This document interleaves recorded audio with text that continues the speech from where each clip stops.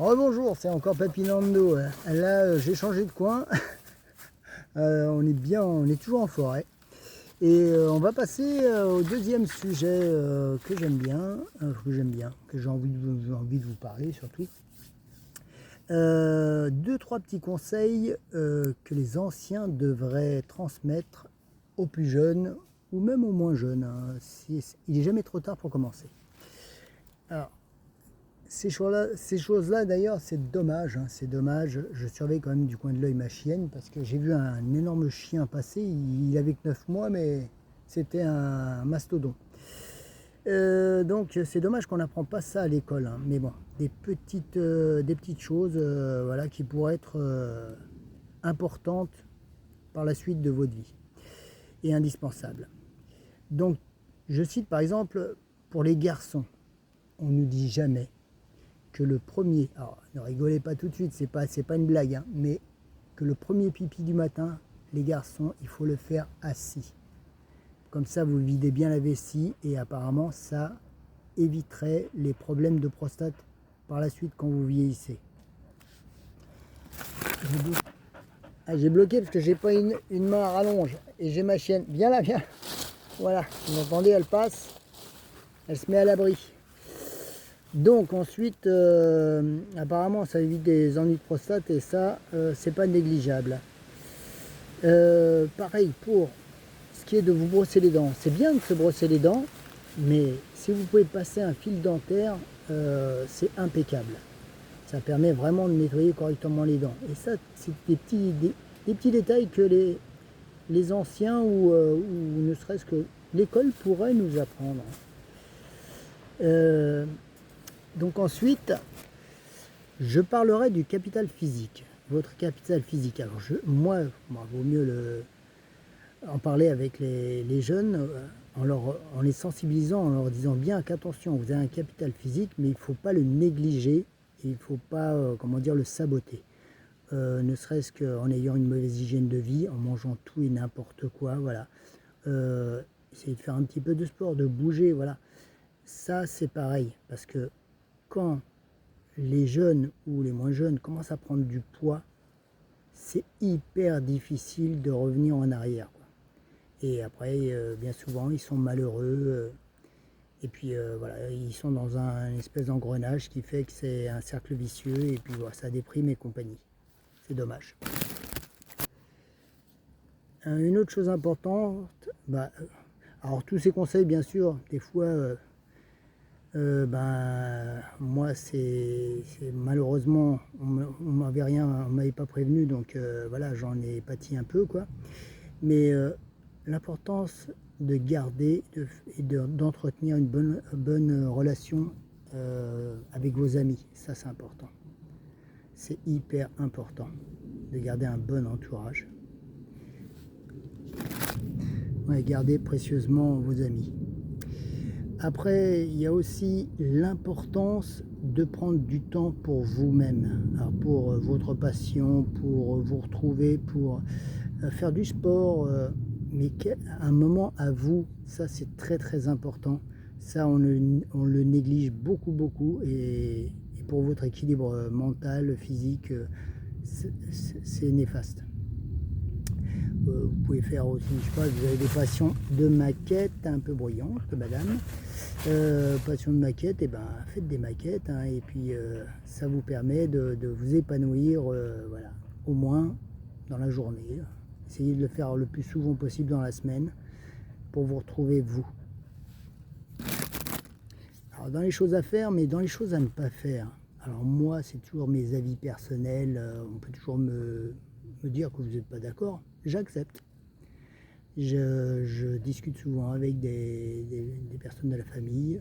On n'est pas d'accord, mais on s'aime, donc on accepte l'opinion de l'autre, même si c'est pas la même. Si la position est différente, c'est pas grave, parce que n'oubliez pas, vous avez votre histoire, j'ai la mienne, et voilà. Donc moi, ce que j'ai appris, je l'ai retranscrit à mes enfants.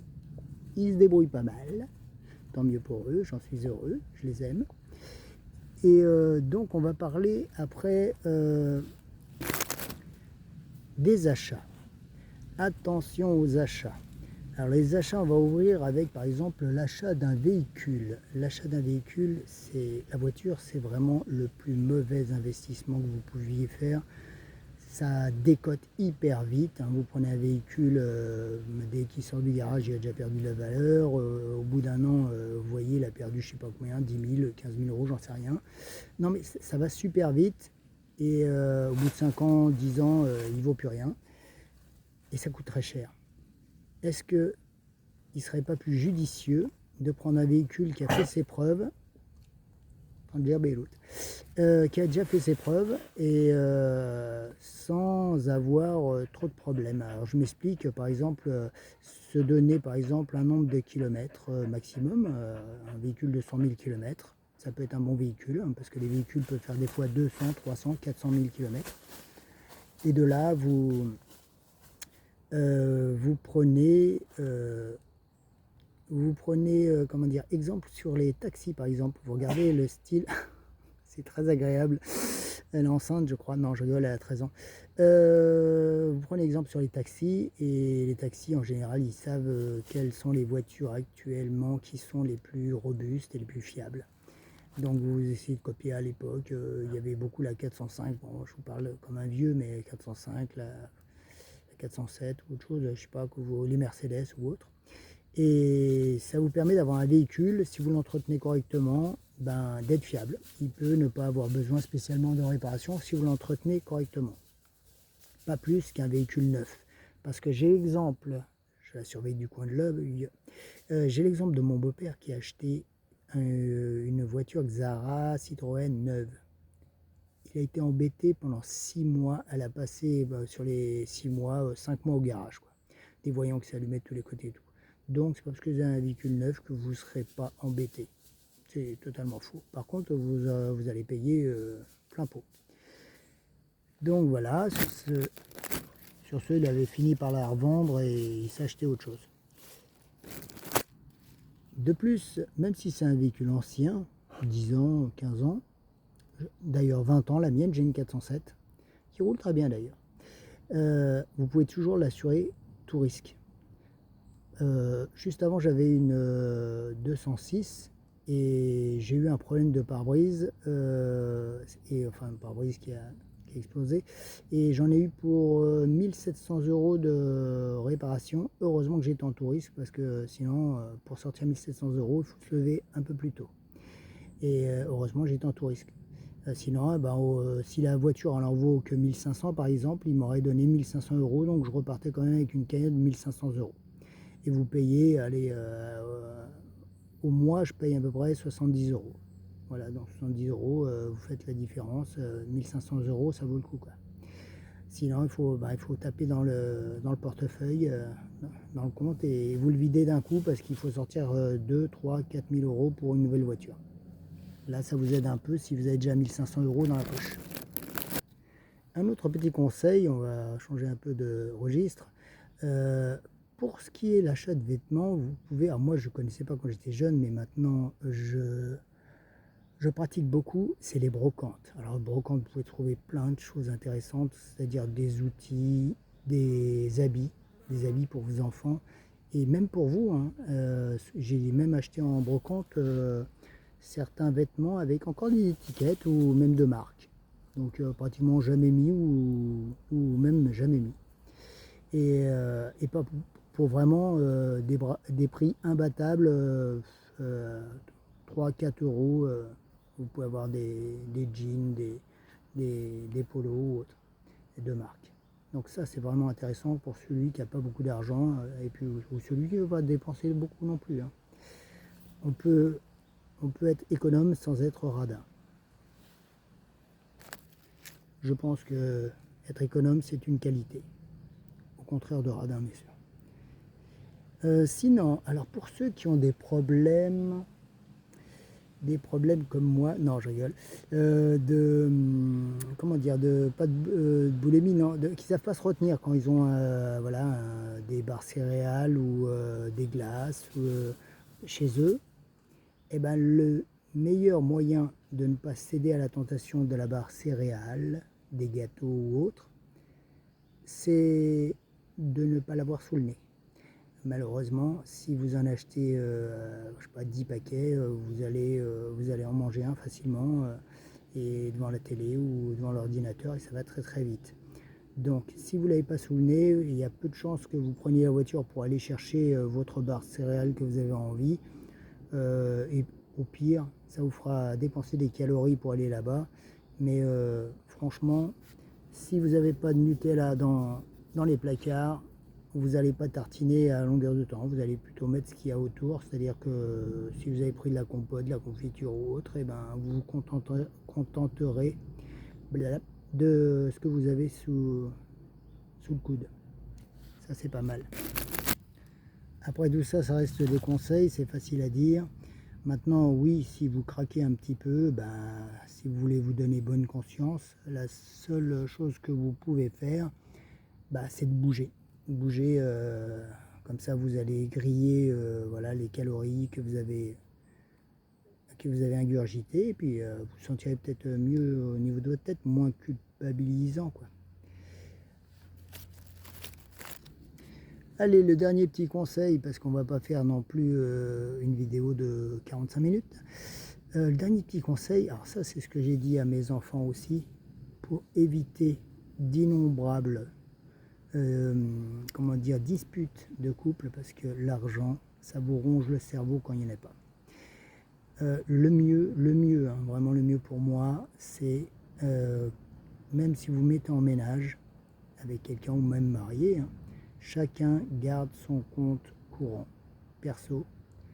Vous pouvez faire un compte joint où vous envoyez l'argent pour les factures, pour les courses. Chacun prend la moitié à peu près, ou proportionnellement à sa paye, injecte l'argent qu'il faut pour payer donc les différentes factures.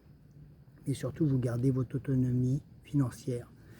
Parce que si je prends un exemple de deux personnes dans une même maison, si vous avez une personne qui baisse scrupuleusement le chauffage pour pas trop dépenser, parce que l'électricité est très chère en ce moment, par exemple, et qui ferme toutes les fenêtres pour garder le maximum la chaleur, et que vous avez la deuxième personne, votre conjoint, qui lui, ne serait-ce ouvre une seule des fenêtres, tout ce que vous faites en fait ça sert à rien.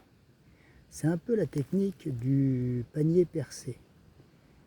Vous allez remplir un panier et votre conjoint c'est le trou, c'est-à-dire tout ce qui part.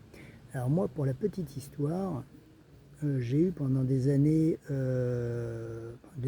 6 ans à peu près, j'ai tourné avec un plein temps plus j'étais animateur en centre de loisirs en plus, donc j'avais un travail et demi, on va dire, et on était toujours dans le rouge. Donc voilà, le compte joint c'est bien, mais en fait on n'avait jamais d'argent dessus. Et pourtant je travaillais pratiquement une fois et demie. Et il s'avère qu'aujourd'hui, en ayant chacun son compte, aussi bien ma femme que moi, on apprend à gérer correctement nos sorties et nos rentrées d'argent. En gros, quand vous n'avez pas plus d'argent sur votre compte, ça vous freine. Et si vous en avez, vous pouvez les mettre de côté. Aujourd'hui, j'arrive à mettre facilement un tiers de ma paye de côté, parce que je dépense très peu, et puis quand je veux acheter quelque chose, je réfléchis à 2 fois, et ça ne m'empêche pas d'acheter plein de choses, mais je vais m'orienter sur ce qui m'intéresse vraiment. Si j'en ai pas besoin, si vous avez un téléphone qui marche bien, vous n'allez pas racheter un téléphone neuf l'année d'après. Moi je vais le garder 3, 4 ans, tant qu'il marche, je le garde. Maintenant, si vous changez tous les ans, oui, vous allez payer l'inflation, c'est-à-dire la valeur du nouvel appareil et tout ça, et ça coûte des sous. Donc il y en a qui veulent vivre, de façon high-tech, et d'autres qui se satisfont du minimum. Moi, un téléphone qui me sert à appeler et à recevoir des SMS, ça me suffit. Pour la petite histoire, j'ai un forfait illimité sur énergie, je ne sais plus. Vous regardez sur internet, ça vaut 2,99 et vous avez tout. Et Donc tout est limité, Internet, j'ai le droit je crois à 6 gigas d'Internet. Mais comme je suis toujours, comme la plupart des gens, comme ma maman par exemple, qui est toujours en Wi-Fi, on n'a pas besoin d'un forfait de 200 gigas, ça sert strictement à rien. C'est comme si vous achetiez, je sais pas, vous avez une voiture qui doit tourner dans une ville où vous n'avez pas le droit de dépasser les 50, vous achetez une voiture qui roule à 300, ça sert strictement à rien. Vous allez payer très cher pour un truc que vous ne servirez jamais. Bon, aujourd'hui c'est un peu plus difficile qu'hier d'acheter, mais franchement, quand vous regardez le prix de la location, le prix pardon, d'un achat immobilier, est-ce que ça vaut pas le coup d'orienter vos enfants sur un achat? Moi j'ai vécu pendant 10 ans avec ma femme dans les HLM en Chanteuil, et quand on est sorti de ces HLM, on avait zéro d'apport. Alors que voilà, après on a acheté, et puis en fait vous réglez, comme un oncle m'avait dit, ne t'inquiète pas, le jour où tu as des factures et que tu as un crédit ou autre chose, tes factures vont se régler par rapport, enfin tout ce que tu consommes et tout ça vont se régler par rapport à tes factures. Et oui, ça se règle automatiquement. Bah, c'est sûr, vous n'allez pas tous les soirs au restaurant, vous n'allez pas en boîte de nuit, vous n'allez pas faire la java au casino, je sais pas quoi. Mais vous faites plus attention et vous êtes raisonnable. Et à la fin, vous arrivez à 50, 55 ans, vous êtes propriétaire, vous n'avez plus de loyer à payer et vous pouvez profiter un peu mieux voilà, de la vie. Est-ce que ça vaut pas le coup Est-ce que ça vaut pas le coup de faire comment dire, l'effort d'acheter et de vous retrouver un jour propriétaire? Parce que je me rappelle moi d'une personne qui me disait chaque année, ça fait 50 ans que je suis dans mon HLM et en fait elle n'a jamais été propriétaire. Et ça a été son plus grand regret de ne pas avoir acheté. Enfin, un de ses plus grands regrets. Et voilà, donc elle me l'a toujours dit. Personne avec qui on tenait beaucoup. Voilà. Voilà, sur ce, nous sommes arrivés au bout de notre vidéo, malgré le bruit monumental que fait Crème. Voilà, bien sûr, ce n'est que des conseils. Aucune pub autour de vous, donc vous voyez bien que ce n'est pas du tout publicitaire.